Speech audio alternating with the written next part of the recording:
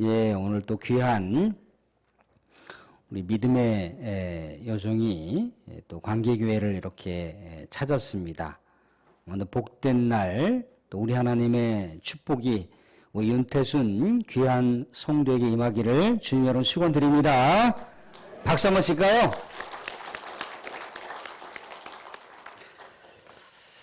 예, 사랑하는 성도들, 하나님께서 우리에게 말씀을 주셨습니다.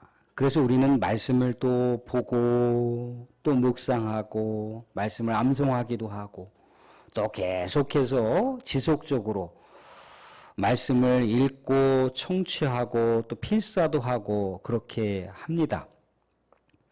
그렇게 하는 이유가 뭡니까? 하나님의 마음이 담겨 있는 이 말씀, 하나님이 우리의 인생 길에 노선을 이미 놓으셨죠. 그래서 우리가 그 말씀 붙들고 올바르게 판단하고 올바르게 분별하고 올바르게 하나님의 그 노선을 따라서 살아갈 수 있도록, 그래서 그 말씀을 우리가 보고 또 보고 듣고 또 듣고 또 쓰고 또 쓰고 그런다는 겁니다. 하나님의 말씀을 많이 보고 많이 알고 많이 깨닫는다고 하여 물론 올바르게 판단하고 올바르게 행동하는 것을 보장하는 것은 아닙니다.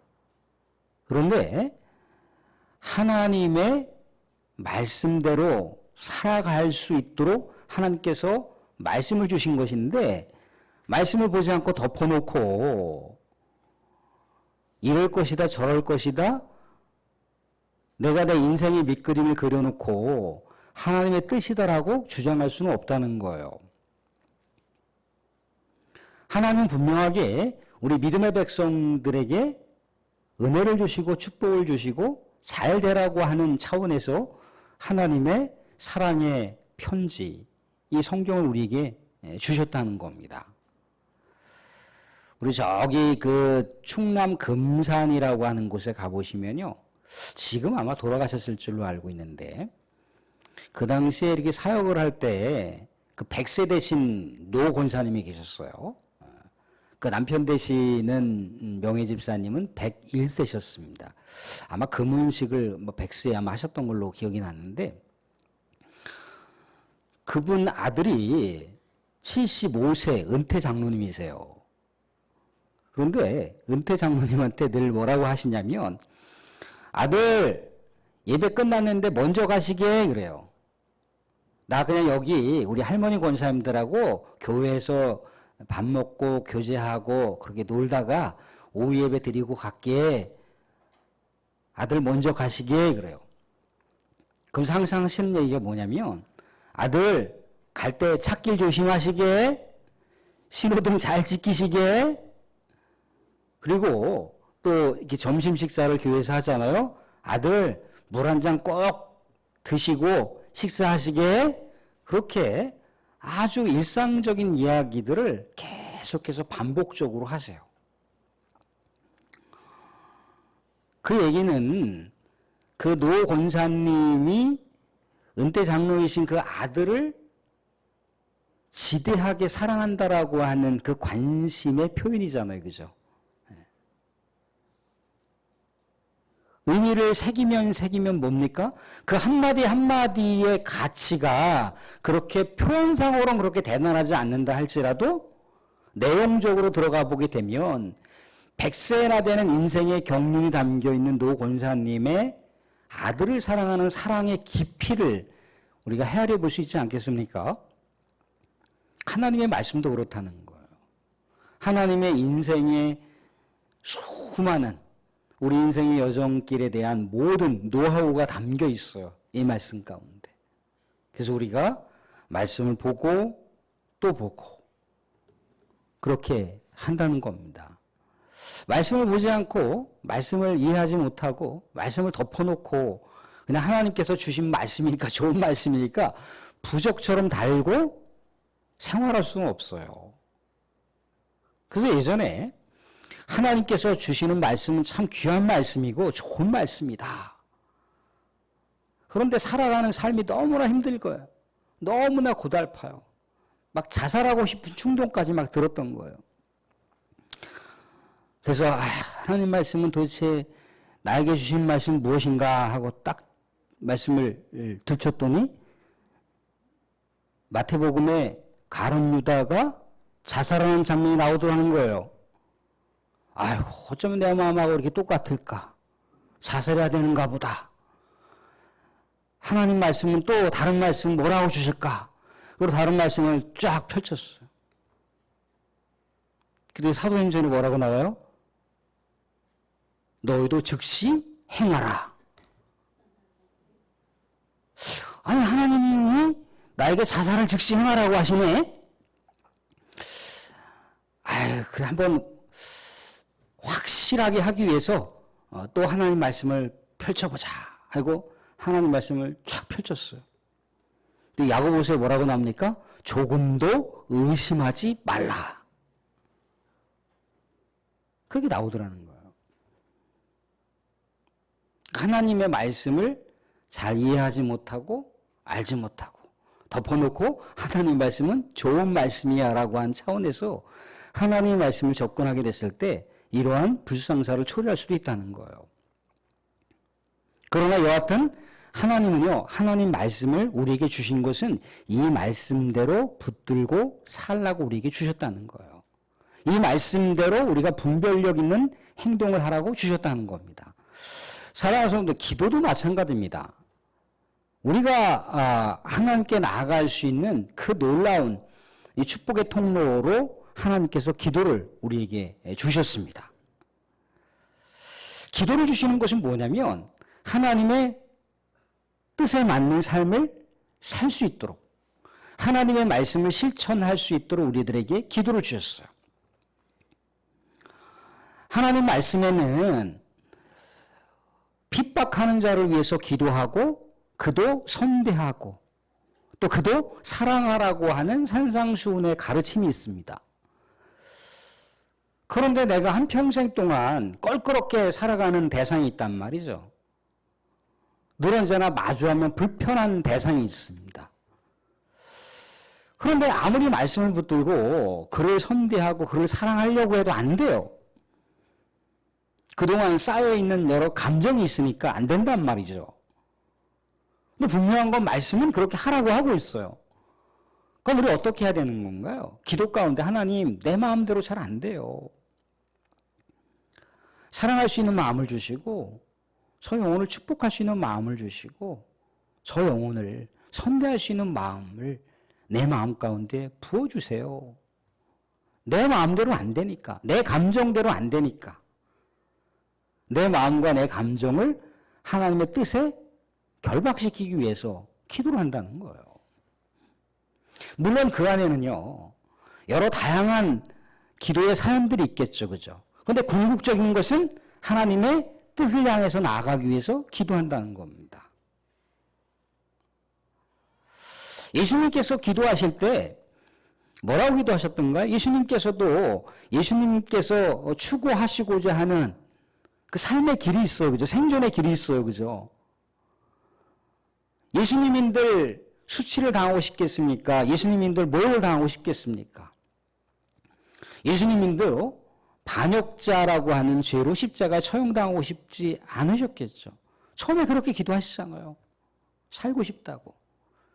십자가 이 고난과 수치와 모욕의 길을 가고 싶지 않다고 기도하잖아요.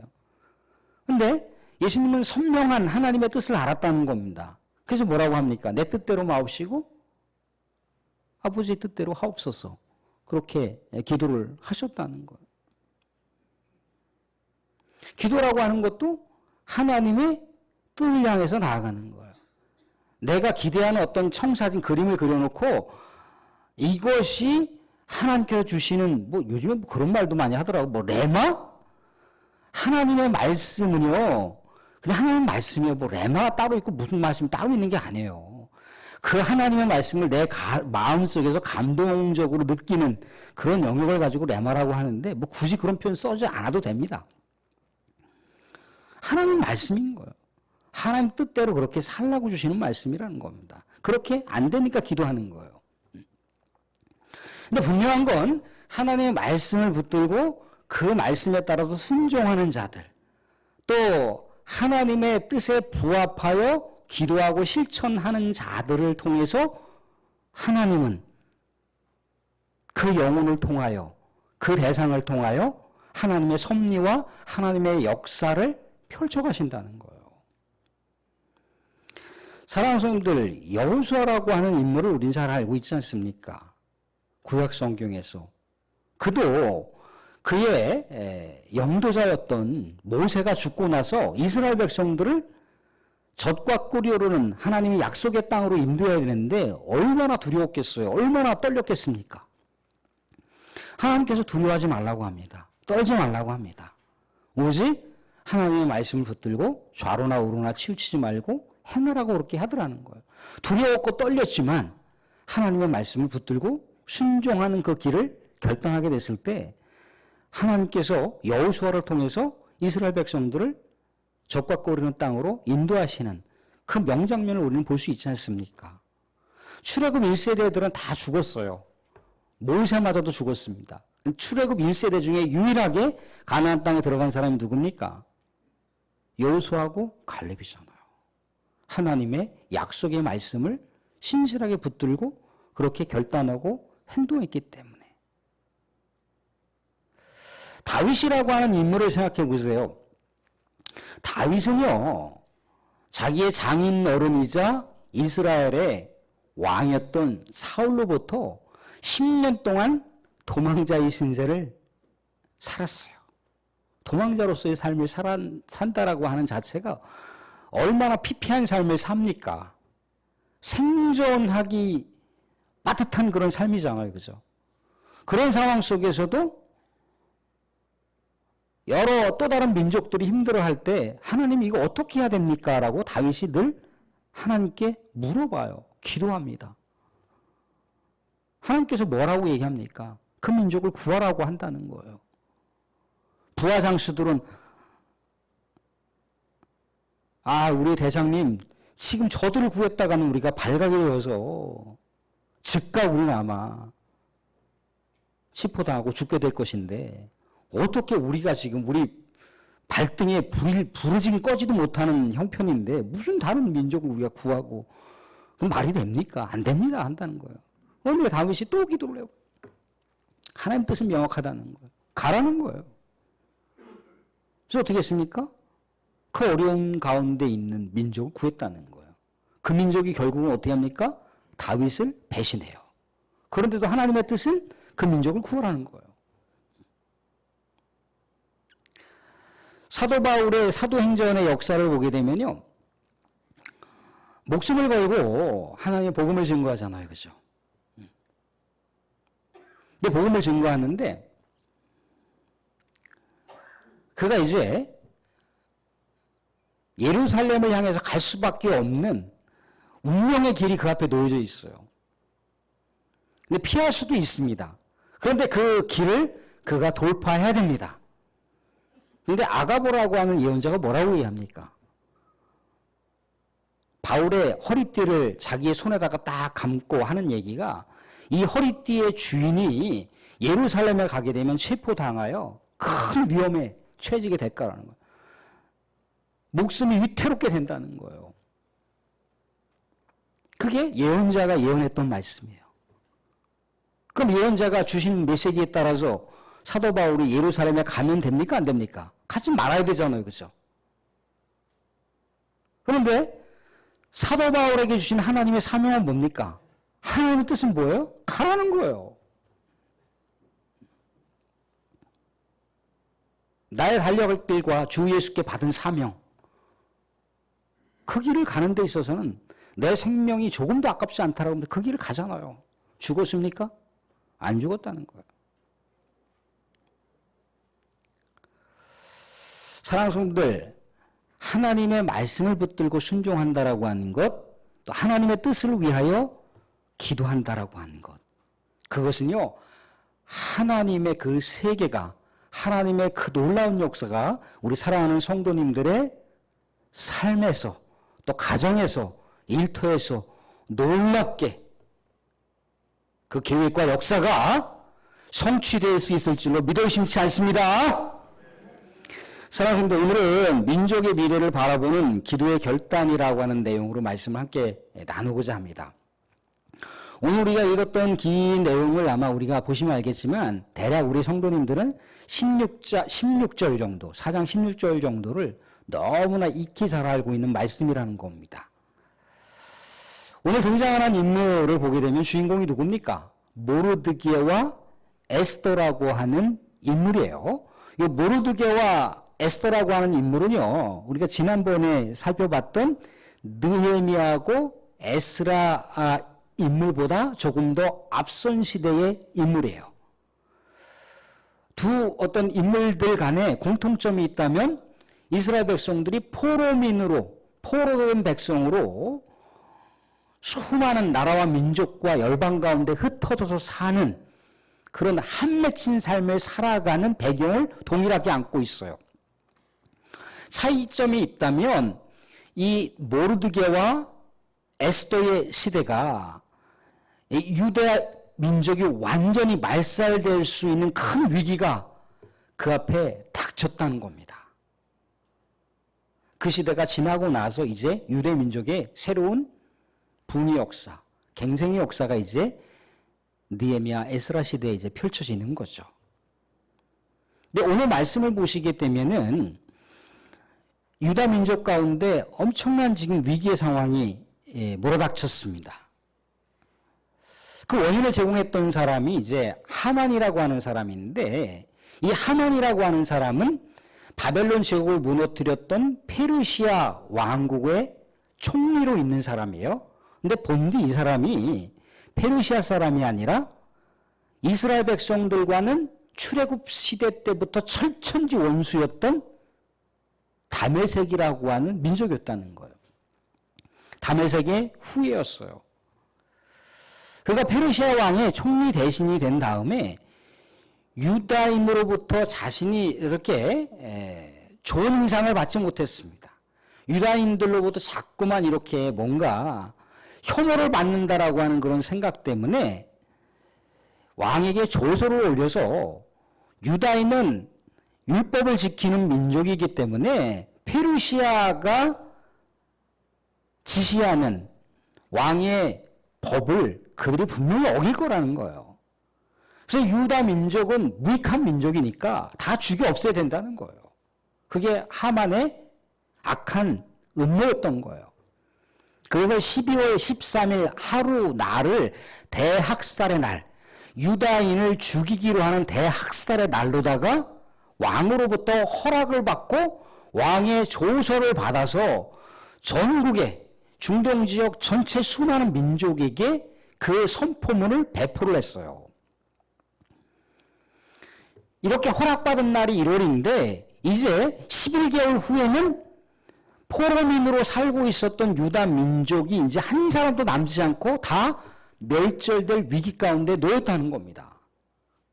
그래서 이러한 모든 사태의 상황을 파악하고 있었던 모르드게가 오늘 1절 말씀 보시면 1절과 2절과 3절 말씀을 보시면 이런 표현을 볼 수가 있습니다. 우리 같이 한번 읽어보겠습니다. 1절, 2절, 3절 같이 시작.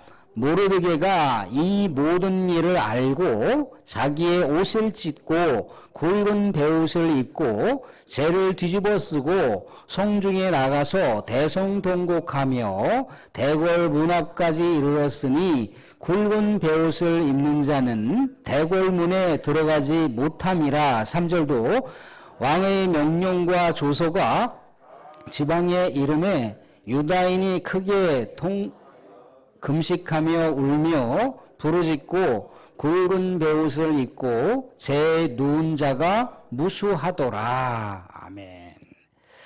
포로민으로 살아간다라고 하는 것, 망국의 하늘 갖고 살아가는 그 아픔도 기막힌 고통인데 이 70년의 세월을 그렇게 보내고 있다는 거예요. 근데 설상가상으로 포로민으로 살면서 지금 민족의 혈통이 완전히 다 말살되게 되는 그런 상황 가운데 놓이게 되었으니 얼마나 기가 막힌 현실이겠습니까?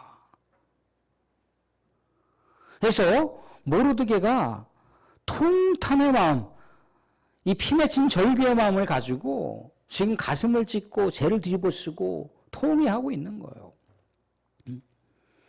근데 대궐 문 앞에까지 가서 그렇게 하는 이유는 뭐냐면 자신의 사촌 여동생인 에스더가 당시 어느 위치에 있었습니까? 페르시아 왕의 왕후로 있었다는 거예요. 왕후가 여러 명 있었겠지만 그 여러 왕후 중에 하나였던 사람이 바로 자기의 사촌 여동생 에스더였다는 거예요.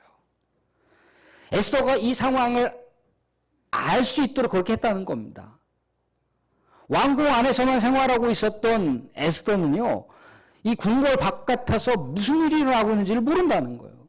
민족이 말살될 위기 가운데 있는데 이 상황을 지금 에스더가 뭔가 알아야 된다는 거예요. 근데 사랑하는 성도님들, 성경을 읽어보시면 알겠지만 하나님이라고 하는 단어가 한 단어도 없는 성경책, 여호와라고 하는 단어가 한 단어도 없는 책이 어떤 성경책인지 아십니까? 바로 에스더라고 하는 성경책이에요. 하나님 이름 눈 씻고 봐도 없어요. 여호와라고 하는 단어가 눈 씻고 봐도 없어요. 그럼 도대체 에스더라고 하는 성경은 무슨 책이냐? 하나님께서 침묵하시지만 하나님께서 죽으신 분이 아니라는 거예요. 하나님께서 살아계시다는 거예요. 그래서 하나님을 찾고 하나님을 의지하는 백성들에게 하나님 반드시 살아 역사하셔서 활동하신다라고 하는 것을 깨우쳐 주시기 위해서 에스더라고 하는 성경책을 우리들에게 남겨놨다는 겁니다. 그래서 모르드게를 위시해서 많은 유다인들이 하나님께 부르짖고 있어요. 찾고 있습니다. 근데 이미 하나님의 섭리는요, 이 사태가 일어나기 전 5년 전에 에스더를 하나님께서 페르시아 왕의 왕후로다가 이렇게 옹립할 수 있도록 하셨잖아요. 이게 하나님의 섭리라는 거예요. 하나님의 섭리가 이미 작동되고 있었다는 겁니다. 이 하나님의 섭리가 작동되고 있었다라고 하는 것을 분명하게는 아니지만 그럴 것이다라고 하는 선한 신앙적인 추측을 누가 하고 있는 겁니까? 모르드게가 하고 있는 거예요. 모르드게가. 그래서 오늘 말씀 가운데 보면 이런 말씀을 볼 수가 있습니다. 14절 말씀을 보시면 14절 말씀 보시면 뭐라고 나와 있냐면 14절에 이때 내가 만일 잠잠하여 말이 없으면 유다인은 다른 데로 말미암아 노임과 구원을 얻으려니와 너와 내 아버지 집 멸망하리라. 내가 왕후의 자리를 얻은 것이 이때를 위함이 아닌지 누가 알겠느냐 하니. 하나님의 뜻을 분명하게 판단하고 이게 하나님 뜻이다라고 명확하게 이렇게 단정할 수는 없지만 적어도 하나님의 섭리가 에스더를 통해서 흐르고 있고 에스더를 통해서 하나님의 섭리가 작동할 것이다라고 하는 것을 선하게 추측해 보는 모르드게의 선한 의지와 믿음을 우리가 말씀 가운데 볼 수 있는 거예요. 그런데 이렇게 모든 상황과 유다인들이 이제 머지않아 다 말살될 것이다. 한 사람도 남겨놓지 않고 남녀노소 막론하고 다 죽일 것에 대해서 허락을 받았거든요. 무익한 백성이라 했군. 완전히 인종 말살, 인간 청소를 하겠다라고 지금 하만이 대들었어요. 마치 유태인의 대학살극이 나치즘이었던 히틀러에 의해서 일어났잖아요. 그죠? 600만이나 되는 엄청난 사람들이 죽었잖아요. 그죠? 성경에서 그런 비극의 결말이 나타날 수 있는 위기가 이 시대 가운데 있었다는 거예요. 이런 모든 상황을 이제 자초지종을 에스더에게 알렸는데 에스더가 뭐라고 반응하냐면 이렇게 반응하더라는 거죠. 11절에 이렇게 반응하고 있습니다. 11절 보시면 같이 한번 읽어보겠습니다. 11절 같이 시작. 왕의 신하들과 왕의 각 지방 백성이 다 알거니와 남녀를 막론하고 부름을 받지 아니하고 안뜰에 들어가서 왕에게 나가면 오직 죽이는 법이요 왕이 그 자에게 금규를 내밀어야 살 것이라. 이제 내가 부름을 입어 왕에게 나가지 못한 지가 이미 30일이라 하라 하니라. 무슨 얘기예요? 왕이 부르지도 않았는데 왕 앞에 얼굴을 내밀었다가는 즉시 처형될 수 있다는, 그게 국법이라는 거예요. 당시 왕을 호위하고 왕을 엄위하는 수많은 사람들이 있는데 왕의 생명이 위협을 당한다. 그러면 왕의 그 생명에 위해를 가할 수 있는 모든 조짐들의 그 싹부터 다 없애는 것이 왕의 호위병들이잖아요. 그죠? 왕의 경호부들란 말이죠. 그들에 의해서 에스더도 즉결 처형당할 수 있는 상황이 돼서 이 상황을 자신의 사촌 오빠였던 모르드게에게 얘기하고 있는 거예요. 근데 모르드게가 뭐라고 얘기합니까? 지금 민족이 다 말살될 위기 상황 가운데 놓여 있는데 무슨 앞뒤 덮어놓고 지금 이 상황에 대해서 뭔가 너가 행동을 해야지, 행동하지 않고 너 목숨을 지금 구해보겠다라고 이 민족을 버릴 셈이냐라고 이렇게 뭔가 에스더에게 행동을 촉구하고 있는 그런 말로다가 계속해서 에스더를 강하게 권면하고 있습니다. 또 에스더가 이제 뭐라고 이제 반응을 하냐면 이게 에스더 이야기의 백미라고 볼 수가 있지 않습니까? 그죠? 우리 16절 말씀 한번 보겠습니다. 15절에 에스더가 모르드게에게 회답하여 이르되 16절 같이 한번 읽겠습니다. 같이 시작. 당신은 가서 수산에 있는 유다인을 다 모으고 나를 위하여 금식하되 밤낮 3일을 먹지도 말고 마시지도 마소서 나도 나의 시녀와 더불어 이렇게 금식한 후에 규례를 어기고 왕에게 나아가리니 죽으면 죽으리이다 하니라. 죽으면 죽으리다. 지금 에스더가 객기로 지금 이러고 있는 겁니까? 젊은 혈기로 아이 까짓 거면 목숨 내놓고 해보지 뭐 이게 아니라는 거예요. 그죠? 하나님의 살아계심을 붙들고 기도하고 있는 거잖아요. 그죠? 3일 동안 금식할 때니까 모든 포로 유라 민족도 같이 나를 위해서 우리 하나님의 섭리를 작동할 수 있는 나를 위해서 기도해 주십시오라고 하고 있는 거예요.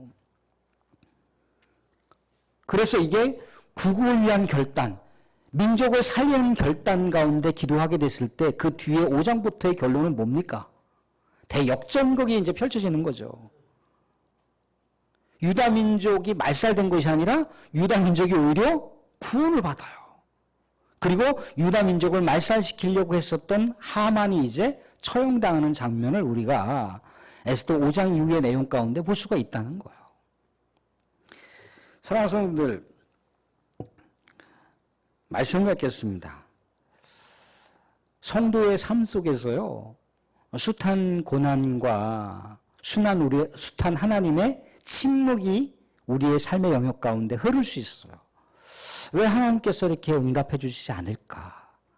왜 하나님께서 정말 내가 이렇게 신실하게 하나님을 전심으로 의지하고 그렇게 말씀 붙들고 살려고 했고 또 기도하는데 왜 하나님이 침묵하실까? 라고 하는데 그때도 여러분들 낭망하지 마시고 그때도 좌절하지 마시고 그때도 절망하지 마시고 하나님은 말씀 가운데 살아계신 하나님이라고 하는 것, 하나님은 말씀을 뜨고 깨어서 기도하시는 자에게 결코 하나님은 버리시지 않고 그에게 반드시 응답하신다라고 하는 것을 믿고 계속해서 기도 가운데 나아가실 수 있는 여러분들이 될 수 있기를 주님으로 축원드립니다. 기도하는 성도, 기도하는 민족은 망하지 않습니다. 매 순간 우리의 삶 속에 기도에 대한 결단이 이루어져야 돼요. 그 결단조차도 때로는 내 의지로 안 될 때가 많습니다. 또 그럴 때는 어떻게 하면 되는 거죠? 우리가 하나님께 힘을 달라고 하는 거죠. 하나님 성령의 힘을 주십시오. 하나님 내가 하나님의 백성다운 그런 자질과 면모로 살아갈 수 있도록 나에게 은사를 주시고 능력을 주시고 하나님의 뜻을 펼쳐갈 수 있는 하나님의 거룩한 성도의 직책과 직분을 내가 감당할 수 있게 해 주십시오. 교회에서만 아니라 이 세상 살아가는 모든 삶의 총체적인 삶의 내용 가운데서도 내가 하나님의 백성임을 드러낼 수 있는 삶을 살게 해 주십시오. 라고 우리가 하나님의 뜻을 구하는 삶을 살게 됐을 때 하나님의 섭리는 우리 기도하는 사람들을 통해서 반드시 성취될 수 있을 줄로 믿습니다. 깨어있는 기자, 깨어있는 우리 하나님의 성도가 될 수 있기를 주님으로 축원드립니다.